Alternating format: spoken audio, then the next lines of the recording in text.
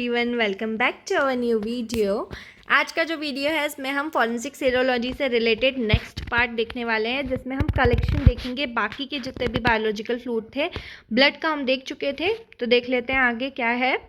सबसे पहले सीमेन कलेक्शन हम पढ़ने वाले हैं। तो सीमेन कलेक्शन जो होता है कैसे करेंगे हम, ड्राई और वेट कंडीशन में अगर मिला है तो स्वेबिंग कर सकते हो, कटिंग कर सकते हो, स्क्रैपिंग कर सकते हो, लिफ्ट कर सकते हो।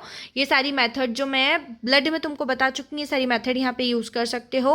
Are used for the collecting semen sample, और सीमेन को कलेक्ट करने के लिए तुम इस मेथड को यूज़ कर सकते हो। ठीक है।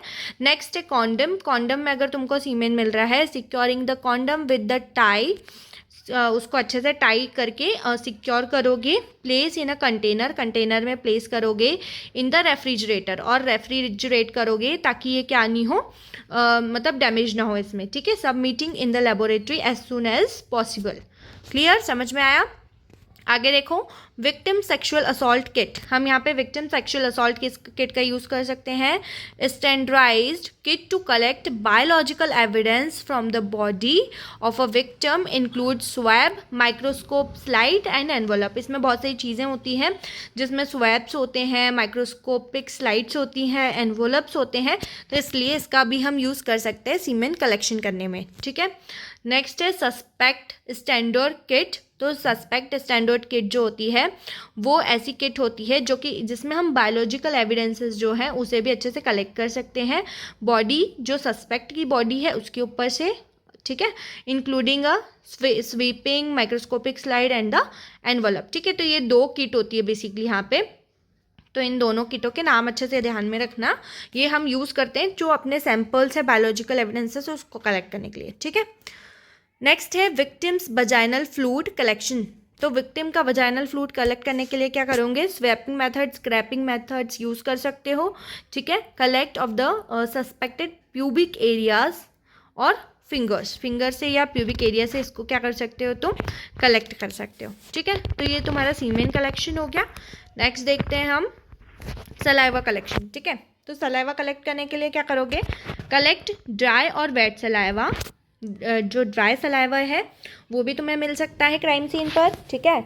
और वेट सलाइवा भी तुम्हें मिल सकता है। तो उसको क्या करोगे, स्वैपिंग करोगे, स्क्रैपिंग करोगे, ये मेथड्स यूज़ करोगे। Collect from the bite marks, bite marks जो होंगे वो वहाँ से कलेक्ट कर सकते हो। विक्टिम के प्यूबिक एरिया में से भी मिल सकता है। देखो, अगर रेप वगैरह के केसेस है तो ज़्यादातर तुमको चीज़ें जो है वो प्यूबिक एरिया वगैरह से मिल जाएगी, चेस्ट एरिया से मिल जाएगी। और सलाइवा के लिए तुम बाइट मार्क्स देख सकते हो, बाइट मार्क्स पर तुमको ज़्यादा ध्यान देना है, वहाँ से तुम कलेक्ट कर सकते हो।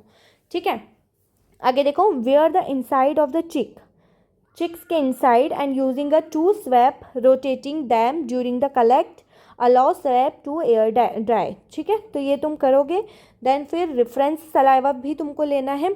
अगर रेफरेंस सलाइवा मिल रहा है तो हमको रेफरेंस सलाइवा ले लेना है। फिल्टर पेपर प्लेस करना है जो डोनर है उसमें से, और सलाइवा का सैंपल जो है वहाँ से फिल्टर पेपर पर एयर ड्राई कर लेना है फिल्टर पेपर को, और वहाँ से सैंपल कलेक्ट कर लेना है। ठीक है। रेफरेंस सैंपल यहाँ पे इंपॉर्टेंट हो जाता है, तो उसको अच्छे से ध्यान रखना। नेक्स्ट है hair, finger, nails and bones. तो सबसे पहले हेयर का देखो, transfer use to forcep to the transfer hair on to pieces in a paper that can be folded. Paper के पीस के अंदर फोल्ड करना है हेयर को। ठीक है। वैक्यूम कर सकते हो, vacuum can be used if the necessary, generally not recommended. Generally ये रिकमेंड नहीं किया जाता है, बट अगर बहुत ज़्यादा नेसेसरी है, बहुत ज़्यादा हेयर के छोटे छोटे टुकड़े हैं ना, तो उसे हम कलेक्ट नहीं कर पाते हैं ईजीली। ठीक है। तो इसके लिए हमें वैक्यूम का यूज़ करना पड़ता है, और ऐसी जगह पर है जहाँ पर ईजीली हम कुछ भी मेथड नहीं लगा सकते, तो हम वैक्यूम का यूज़ करते हैं, बट ऐसे हम रिकमेंड नहीं करते कि वैक्यूम का यूज़ किया जाए। ठीक है। फिंगर नेल्स की अगर हम बात करें तो फिंगर नेल्स को कैसे यूज़ करोगे, clipping use of the clipper, clipper की हेल्प से यूज़ करोगे। Clip the nails to clean up paper, paper के अंदर इसको रैप करोगे अच्छे से, और ब्रगेस फोल्ड करोगे। ठीक है। फिर क्रैपिंग द स्क्रैप, अंडर साइड मतलब नेल के अंदर जितनी भी चीज़ें हैं उसको तुम स्क्रैप करके रखोगे, क्लीन पेपर पर उसको रैप करोगे और उसका भी ड्रगेस फोल्ड करोगे। ठीक है। फिर अगर हम बात करते हैं बोन्स की, तो बोन्स क्या होता है, फ्रिजिन कंटेनर में आपको यूज़ करना है, फ्रिजिन कंटेनर में कलेक्ट करना है।